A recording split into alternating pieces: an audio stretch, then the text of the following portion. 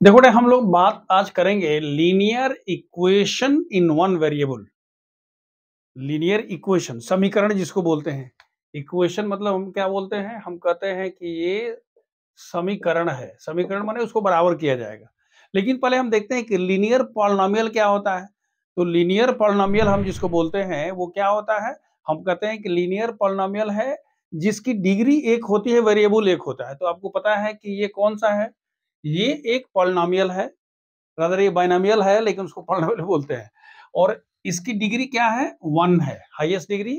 याद है ना, एक्स का पावर 1 2 3 4 5 6 हो सकता है। तो इसको हम लोग क्या बोलते हैं बच्चों, ये लीनियर पॉलिनोमियल है। अब अपनी जानकारी के लिए हासिल रख लो कि अगर x का पावर 2 हो जाए तो हम उसको क्वाड्रेटिक बोलते हैं। क्या बोलते हैं, उसको बोलते हैं ये क्वाड्रेटिक पॉलिनोमियल। देखो x का पावर क्या है, 2 है, तो इसको क्या बोलते हैं, हम बोलते हैं ये क्वाड्रेटिक पॉलिनोमियल है। अगर x का पावर 3 हो जाए, हाईएस्ट पावर की मैं बात कर रहा हूँ, जिसे देखो यहाँ पर x का पावर 3 है, तो इसको हम क्या बोलते हैं, इसको बोलते हैं क्यूबिक पॉलिनोमियल। तीन चीज समझ में आ गया। डिग्री के हिसाब से ये लीनियर पॉलिनोमियल है, ये क्वाड्रेटिक पॉलिनोमियल है, और ये क्या है, क्यूबिक पॉलिनोमियल है। अब प्रश्न ये है कि ये लीनियर इक्वेशन क्या होता है। तो देखिए, लीनियर इक्वेशन की जब हम बात करते हैं तो जो पॉलिनोमियल है, जब हम उसको इक्वेट कर देते हैं जीरो के, तो क्या हो गया, वो लीनियर इक्वेशन होगा। जो क्वाड्रेटिक वाला होगा, अगर इक्वल कर जीरो तो क्या हो गया, वो क्वाड्रेटिक इक्वेशन हो जाएगा। अगर क्यूबिक वाले को कर देंगे इक्वल टू जीरो तो क्या होगा, क्यूबिक इक्वेशन हो जाएगा। तो इस केस में ये जो 2x minus 8 is equal to zero है, ये आपके पास, इसको हम क्या बोलते हैं बच्चों, इसको बोलते हैं कि ये इक्वेशन हो गया। हमारी बात समझ में आ रही है। जो हमारे पास लीनियर पॉलिनोमियल था, जब हम उसको जीरो से इक्वेट कर देते हैं तो हम कहते हैं दैट इज एन इक्वेशन। तो ये हमारे पास क्या है, ये हो गया इक्वेशन। लेकिन इसे कौन सा इक्वेशन है बच्चों, ये है लीनियर इक्वेशन है। लीनियर इक्वेशन क्यों है, क्योंकि यहाँ x का पावर क्या है, 1 है। अब देखो, तो ये लीनियर इक्वेशन इस पूरे को बोलते हैं। इसमें x को क्या बोलते हैं, इसमें x जो है वो क्या है बच्चों, इसको हम बोलते हैं कि ये वेरिएबल है। जो हमारे पास x दिया हुआ है उसको क्या बोलते हैं, वेरिएबल। इसको हिंदी में हम लोग क्या बोलते हैं, इसको बोलते हैं कि ये चर है। दूसरी बात, अगर हम बात करते हैं कि भाई ठीक है, ये इक्वेशन है, ये वेरिएबल है, ये उसका वेरिएबल का क्या है, कोफिशिएंट है, आप पढ़ चुके हैं, ये कांस्टेंट है। लेकिन इस वाले पार्ट को, ये जो पार्ट होता है, याद रखिए, इसको हम लोग क्या बोलते हैं, हम बोलते हैं ये इसका हो गया लेफ्ट हैंड साइड। ये इसका क्या है, लेफ्ट हैंड साइड। और ये इसका क्या है, ये हो गया राइट हैंड साइड। समझ में आ रहा है, ये इक्वेशन है, ये लेफ्ट हैंड साइड है, राइट हैंड साइड है, ये वेरिएबल है। उस पूरे को क्या बोलते हैं, लीनियर इक्वेशन बोलते हैं। और इसमें से जो x की वैल्यू निकलती है, याद रखना, उसी को हम बोल रहे हैं कि इसका सोल्यूशन है। क्या है, सोल्यूशन है। भाई इक्वेशन है तो उसका कुछ ना कुछ वैल्यू निकलेगा। मतलब ये हुआ कि अगर आप लिखते हो कि भाई 2x माइनस 8 इज इक्वल 0 है, तो x का कोई ना कोई ऐसा मान होगा कि left hand side is equal to क्या होगा, राइट हैंड साइड होगा। आप अपने से देख के सोच के बताइए। बोलते ना हिट एंड ट्रायल मेथड, तो हिट एंड ट्रायल मेथड से क्या होगा, अगर x का मान 4 कर दोगे, ध्यान से देखो, x का मान जब 4 कर दोगे तो क्या होगा, ये 2 इंटू 4 माइनस 8, यानी 8 माइनस 8 बराबर 0 हो गया। यानी x इज इक्वल टू 4 इसका सोल्यूशन होगा। तो सोल्यूशन कैसे निकालते हैं, अब हम लोग देखेंगे। अब देखिए, जो हम आपको बताने जा रहे हैं वो बहुत ही इजी है और बहुत इंपॉर्टेंट भी है। एक एक छोटा छोटा एग्जाम्पल देख लीजिए, फिर आपका कंसेप्ट क्लियर हो जाएगा और आपको लगेगा साहब तो बहुत इजी है। देखिए, एक छोटा सा एग्जाम्पल है, ये इक्वेशन है, लीनियर इक्वेशन है, x plus 2 is equal to 6। ध्यान से देखिएगा, क्या है, x plus 2 is equal to 6। Variable इसमें क्या है, x है। लेफ्ट हैंड साइड क्या है, x प्लस 2 है। राइट हैंड साइड क्या है, 6 है। क्लियर है। इसका अगर आप सोल्यूशन निकालना चाहते हैं, भाई आपको x चाहिए, तो x चाहिए तो 2 को यहां से हटाना पड़ेगा। तो अगर आप x को यहां से 2 को हटाना चाहते हैं तो क्या लिखेंगे, x is equal to 6 minus 2। याद रखिएगा, जब 2 इधर से उधर जाएगा तो प्लस का माइनस हो गया। तो इसका मतलब क्या हुआ कि x का मान कितना हो गया 4 हो गया। एक बात समझ में आई, कोई भी क्वांटिटी जब लेफ्ट से राइट या राइट से लेफ्ट जाती है तो प्लस का माइनस हो जाता है, ये हमने पहले क्लियर कर लिया, जिसको हम बोलते हैं जब हम ट्रांसफॉर्म करते हैं हम बोलते हैं पक्षांतर करते हैं। पक्ष का अंतर माने लेफ्ट से राइट जाए या राइट से लेफ्ट जाए। दूसरी बात, अगर आप लिखते हो x minus two is equal to 6, फिर हमको x चाहिए, x चाहिए तो 2 को हटाना पड़ेगा, तो आप क्या लिखोगे x is equal to 6 plus 2, यानी x का मान कितना हो गया बच्चों 8 हो गया। यानी अगर प्लस उधर जाता है तो माइनस, और माइनस उधर जाता है तो याद रखिए ये उधर जाएगा तो क्या हो गया प्लस हो गया। 2x इज इक्वल टू 6 है, 2x मतलब क्या है, कुछ नहीं, मतलब बीच में मल्टीप्लीकेशन है, आपको समझना पड़ेगा। 2x का मतलब होता है कि 2 टाइम्स x है, यानी 2 इंटू x है। तो अब 2 को जब इधर लेके आओगे तो होगा x is equal to 6/2 that is equal to 3। माने अगर मल्टीप्लीकेशन है तो क्या हो जाता है डिवीजन हो जाता है। और देखो ये डिवीजन है, उधर जाएगा तो क्या होगा मल्टीप्लाई होगा। तब क्या लिखोगे बच्चों x is equal to 6 into 2 that is equal to 12। ये बिल्कुल मैंने छोटा ऐसा एग्जाम्पल लेकर के आपको बताने की कोशिश किया कि अगर प्लस है उधर जाएगा तो माइनस हो गया, माइनस उधर जाएगा तो प्लस हो गया, अगर मल्टीप्लीकेशन है तो हो जाएगा तो डिवीजन हो जाएगा, और डिवीजन है तो क्या होगा मल्टीप्लीकेशन हो गया।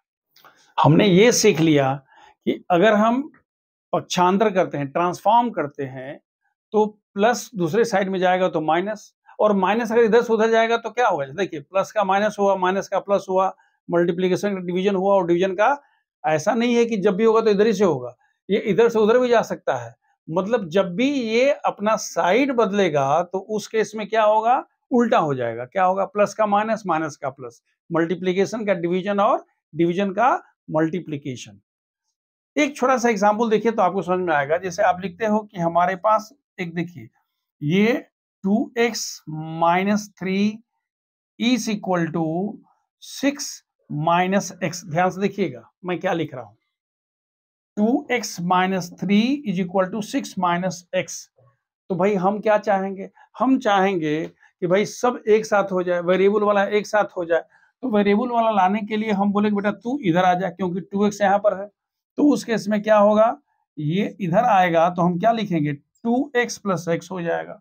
देखो ये 2x था, ये माइनस उधर से इधर आएगा तो क्या होगा 2x प्लस x हो गया।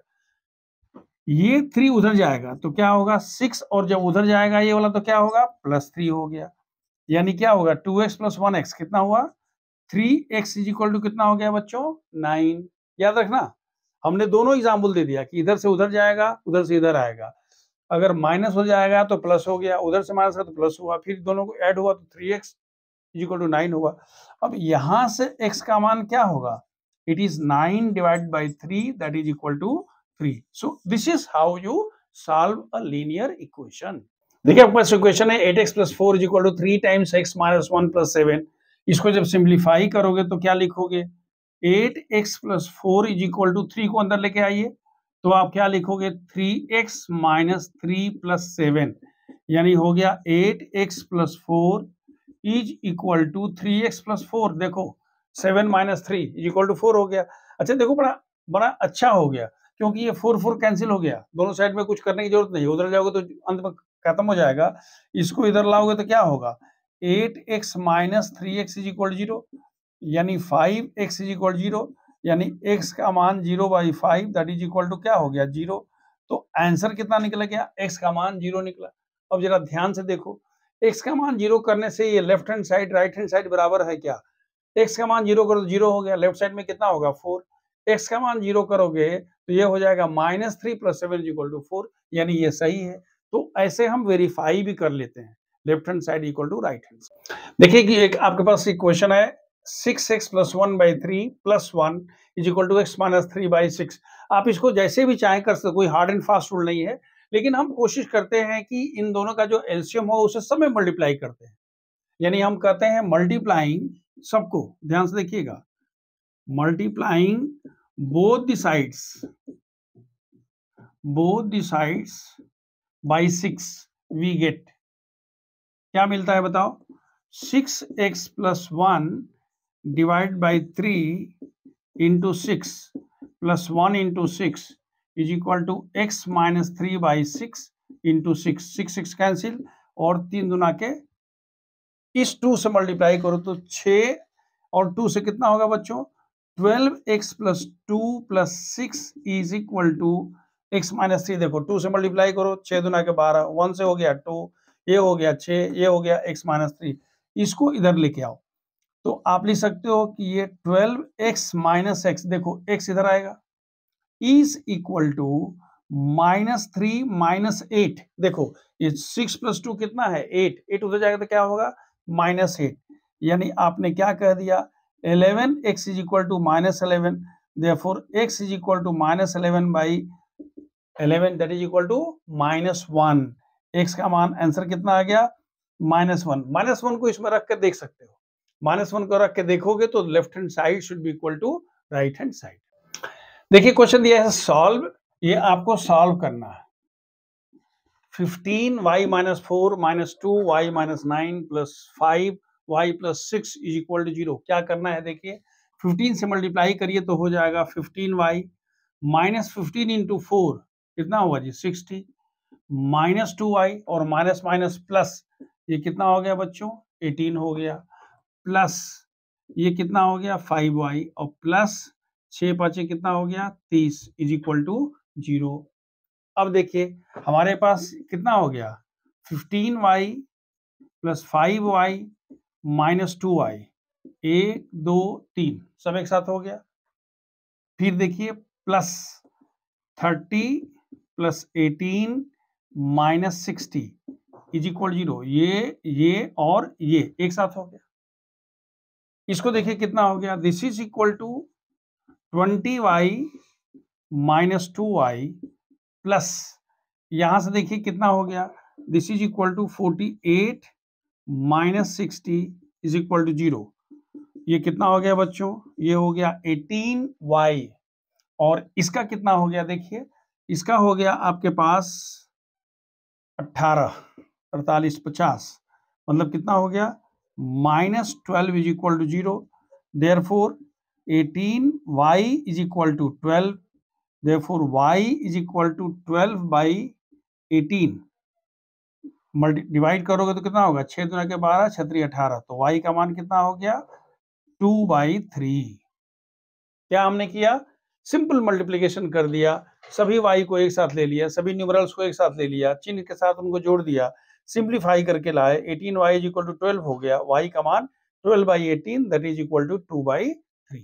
एक क्वेश्चन इसमें देखिए दिया हुआ है sum of two consecutive even natural numbers is 26, then find the numbers। देखो consecutive even numbers, even number तो पता है, even number क्या होता है बच्चों होता है 2 4 6, यही ना होता है जी, क्या होता है आप लिखते हो consecutive क्या होता है 2 4 6 8 वगैरह वगैरह, लेकिन हमको तो पता ही नहीं है भाई वो नंबर कौन सा लेना है, तो हम कहते हैं कि लेट टू कॉन्सिक्यूटिव